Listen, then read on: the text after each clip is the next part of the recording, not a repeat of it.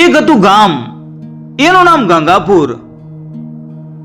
આ ગામ પોતાની શાંતિ અને સમૃદ્ધિ માટે જાણીતું હતું. ગામના લોકો એકબીજાને મદદ કરતા અને સુખેથી જીવતા. પણ ગંગાપુરની સાચી ખ્યાતિ તો એક જાદુઈ ઘડાના કારણે હતી, જે ગામના વડીલો પાસે હતો. આ ઘડામાં કાયમ પાણી ભરેલું રહેતું, ભલે ગમે એટલું કાઢો. દુકાળ હોય કે અતિવૃષ્ટિ, ઘડો ક્યારેય ખાલી નહોતો થતો. ગામના લોકો આ ઘડાને ભગવાનનો પ્રસાદ માનતા અને એનું ખૂબ જતન કરતા. આ રાજ્યના રાજા હતા રાજા વિક્રમસિંહ. રાજા વિક્રમસિંહ બહુ દયાળુ નહોતા. તેઓ શક્તિશાળી અને થોડા સ્વાર્થી હતા. એમને ખબર પડી કે ગંગાપુરમાં એક જાદુઈ ઘડો છે, જે ક્યારેય ખાલી નથી થતો. એટલે રાજાને લાગ્યું કે જો આ ઘડો એમની પાસે હોય તો એમનું રાજ્ય કાયમ સમૃદ્ધ રહેશે અને એમને ક્યારેય પાણીની કમી નહીં પડે. રાજા વિક્રમસિંહે તરત જ પોતાના મંત્રીને આદેશ આપ્યો કે જાઓ, ગંગાપુરથી તે ઘડો મારા મહેલમાં લઈ આવો. એ ઘડો હવે મારો છે. મંત્રીએ નમ્રતાપૂર્વક કહ્યું કે મહારાજ, એ ઘડો ગામના લોકો માટે ખૂબ જ પવિત્ર છે. તેઓ એને ભગવાન માને છે. પણ રાજા વિક્રમસિંહ માન્યા નહીં. તેમણે કહ્યું, મારો હુકમ છે, તે ઘડો અહીં આવવો જ જોઈએ. મંત્રી દુખી થયા, પણ એમને રાજાનો હુકમ માનવો પડ્યો. તેઓ પોતાની સેના સાથે ગંગાપુર પહોંચ્યા. ગામના લોકો મંત્રી અને સેનાને જોઈને ડરી ગયા.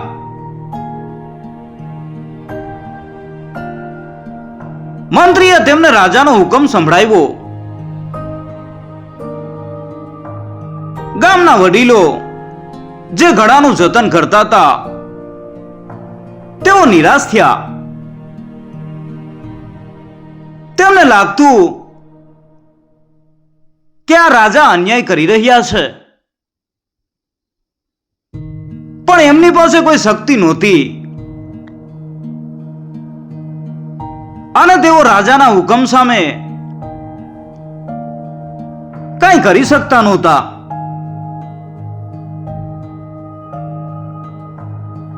ગામમાં એક નાનકડો છોકરો હતો, જેનું નામ હતું અંકુર. અંકુર ખૂબ જ હોશિયાર અને બુદ્ધિશાળી હતો. તેણે આ બધું જોયું. એને લાગ્યું કે આ રાજા અન્યાય કરી રહ્યા છે અને તેને કોઈક રસ્તો શોધવો પડશે. અંકુરના દાદા શામળદાસ ઘડાના મુખ્ય રક્ષક હતા. તેમને ઘડો રાજાને આપવો નહોતો. તેમણે અંકુરના માથે હાથ ફેરવીને કહ્યું કે બેટા, શું કરીએ? રાજાનો હુકમ છે, આપણે કંઈ કરી શકતા નથી. પણ અંકુરનું મન આ વાત માનવા તૈયાર નહોતું. એને લાગતું કે આ જાદુઈ ઘડો ગંગાપુરની સંપત્તિ છે તે રાજાને આપવો ન જોઈએ. એના મનમાં એક વિચારનું બીજ રોપાયું. આ વિચાર એક નાનકડું બીજ હતું જે ધીમે ધીમે અંકુરના મનમાં ઉછરી રહ્યું હતું. એ કાયમ વિચારતો કે જો ઘડાને બચાવી શકાય તો ગંગાપુર કાયમ સમૃદ્ધ રહેશે. પણ આ તો એક મોટું કામ હતું. રાજાની સેના સામે એક નાનો બાળક શું કરી શકે? અંકુરે જાદુઈ ઘડાને બચાવવા માટે એક યોજના બનાવી. તેણે પોતાના મિત્રો નયન અને પાયલને આ યોજના વિશે જણાવ્યું. નયન થોડો ડરપોક હતો અને પાયલ થોડી ચપળ અને હોશિયાર. અંકુર, તું ગાંડો થયો છે? નયને ડરતા ડરતા કહ્યું, આ તો રાજાની સેના છે. આપણે એમની સામે શું કરીશું? એટલે પાયલે પણ કહ્યું, સાચી વાત છે. રાજા વિક્રમસિંહ ખૂબ જ શક્તિશાળી છે. આપણે તેમની સામે કઈ રીતે જીતી શકીએ? પણ અંકુરે હિંમત ન હારી. તેણે કહ્યું, આપણે તેમની સામે લડવાનું નથી. આપણે ફક્ત ઘડાને બચાવવાનો છે. બુદ્ધિ બળ કરતા ચડિયાતી હોય છે. અંકુરે તેમને પોતાની યોજના સમજાવી અને તેણે કહ્યું, આપણે ઘડાને એવી રીતે છુપાવીશું કે કોઈ એને શોધી ન શકે. બીજા દિવસે સવારે મંત્રી અને સેના ગામમાં ઘડો લેવા આવ્યા. તેમણે જોયું કે ગામના લોકો શાંતિથી ઊભા હતા. મંત્રીએ ઘડો ક્યાં છે તે પૂછ્યું. ગામના લોકોએ કઈ જવાબ ન આપ્યો. તેઓ જાણતા હતા કે ઘડો ક્યાં છે, પણ તેઓ રાજાને આપવા માંગતા નહોતા. એટલે મંત્રી ગુસ્સે થયા અને તેમણે કહ્યું, જો તમે ઘડો નહીં બતાવો તો હું આખા ગામને નુકસાન પહોંચાડીશ. એટલે અંકુર આગળ આવ્યો. તેણે નમ્રતાપૂર્વક કહ્યું કે મંત્રીજી, તમે ઘડો લઈ શકો છો, હું તમને બતાવીશ. મંત્રી અને સેનાને આશ્ચર્ય થયું. એમને લાગ્યું કે આ બાળક શું કરશે. અંકુરે તેમને ગામના એક જૂના કુવા પાસે લઈ ગયો અને તેણે કહ્યું, આ ઘડો આ કુવામાં છે. મંત્રીએ કુવામાં જોયું. કુવો ખૂબ જ ઊંડો હતો અને એમાં પાણી ભરેલું હતું. ઘડો પાણીની અંદર હતો અને દેખાતો નહોતો. આ શું? ઘડો કુવામાં કઈ રીતે? મંત્રીએ ગુસ્સે થઈને પૂછ્યું. એટલે અંકુરે કહ્યું કે મંત્રીજી, આ ઘડો જાદુઈ છે, તે કાયમ ભરેલો રહે છે. જો તમે એને કૂવામાંથી કાઢશો તો એ ફરીથી પાણીથી ભરાઈ જશે. પણ એ કૂવામાંથી બહાર કાઢવો ખૂબ જ મુશ્કેલ છે. મંત્રી અને સેના મૂંઝવણમાં મુકાઈ ગયા. એમને ખબર નહોતી કે ઘડાને કૂવામાંથી કઈ રીતે કાઢવો. કૂવો ખૂબ ઊંડો હતો અને ઘડો પાણીમાં હતો. એમને લાગ્યું કે ઘડાને કૂવામાંથી કાઢતા એમને ઘણા દિવસો લાગશે. અંકુરની યુક્તિ કામ કરી ગઈ. તેણે સેનાને મૂંઝવી દીધી. સેનાની મૂંઝવણ અંકુરની જીત હતી. મંત્રી અને સેનાએ ઘડાને કૂવામાંથી કાઢવાનો પ્રયત્ન કર્યો. તેમણે ઘણા માણસો કામે લગાવ્યા, પણ ઘડો એટલો મોટો અને ભારે હતો કે સહેલાઈથી નીકળતો નહોતો. પાણીમાં હોવાના કારણે તે વધુ ભારે લાગતો હતો. દિવસો વીતી ગયા, પણ ઘડો કૂવામાંથી નીકળ્યો નહીં.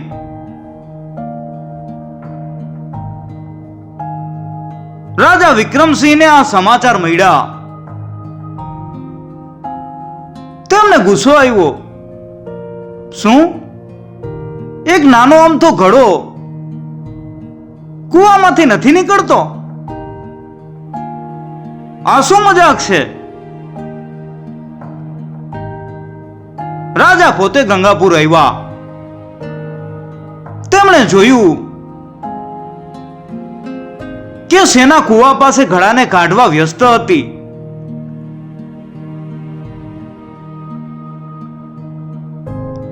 રાજાએ અંકુરને બોલાવીને પૂછ્યું કે બેટા, આ ઘડો કૂવામાં કેમ છે અને તે બહાર કેમ નથી નીકળતો? એટલે અંકુરે નમ્રતાપૂર્વક કહ્યું કે મહારાજ, આ ઘડો જાદુઈ છે, તે કાયમ ભરેલો રહે છે, પણ એને કૂવામાંથી બહાર કાઢવો ખૂબ જ મુશ્કેલ છે, કારણ કે તે પાણીથી ભરેલો રહે છે. જો તમે એને પાણીમાંથી બહાર કાઢશો તો એ ફરીથી ભરાઈ જશે. રાજા વિક્રમસિંહ જ્ઞાની હતા, ભલે થોડા સ્વાર્થી હતા, પણ એમને અંકુરની વાતનો અર્થ સમજાયો. તેમણે જોયું કે આ ઘડો કાયમ ભરેલો રહે છે, એટલે તે કૂવામાંથી બહાર કાઢવો અશક્ય છે. તેમને સમજાયું કે આ ઘડો ગંગાપુર ગામ માટે જ બનેલો છે અને એને ત્યાં જ રહેવા દેવો જોઈએ.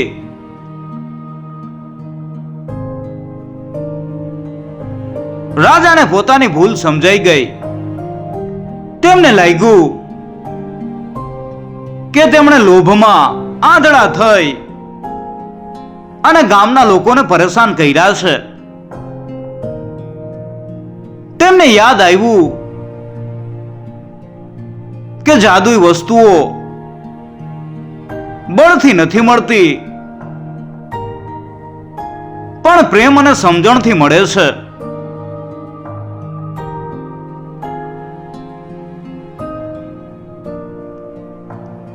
રાજા વિક્રમસિંહે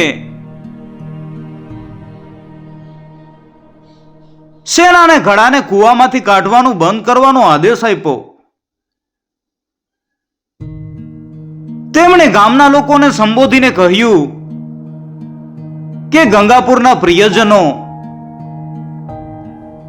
મને મારી ભૂલ સમજાઈ ગઈ છે. આ જાદુઈ ઘડો ખરેખર તમારા માટે જ છે. હું એને ક્યારેય પાછો નહીં લઉં. તમે એનું જતન કરજો. આમ ગામના લોકો ખુશ થઈ ગયા.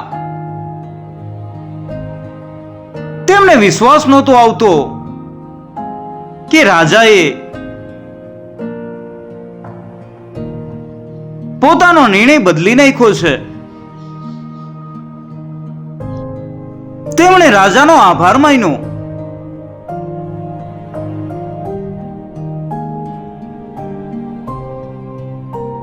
રાજાએ અંકુરના માથે હાથ ફેરવીને કહ્યું કે બેટા,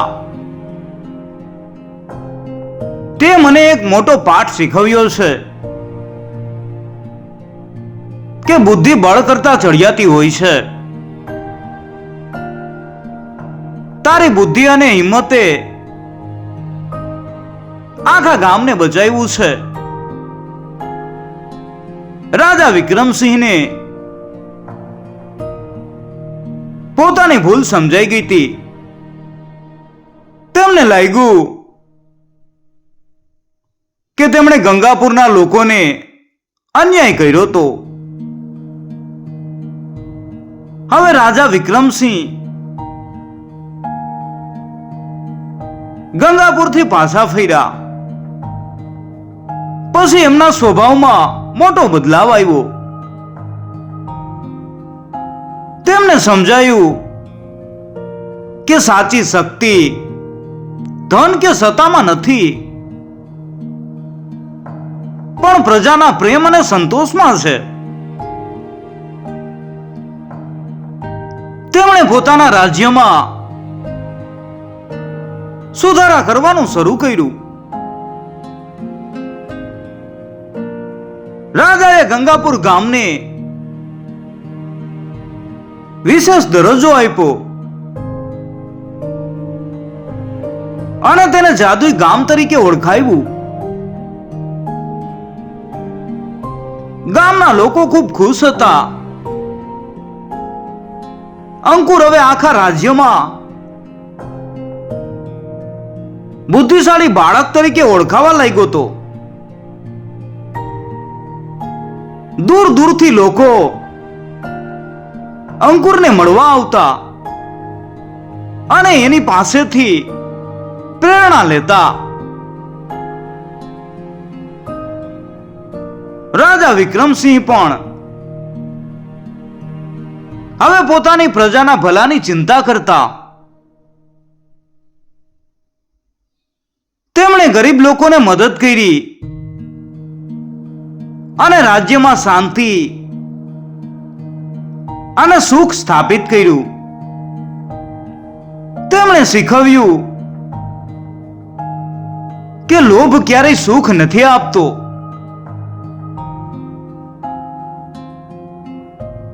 પણ સંતોષ અને પ્રામાણિકતા જ સાચી ખુશી આપે છે.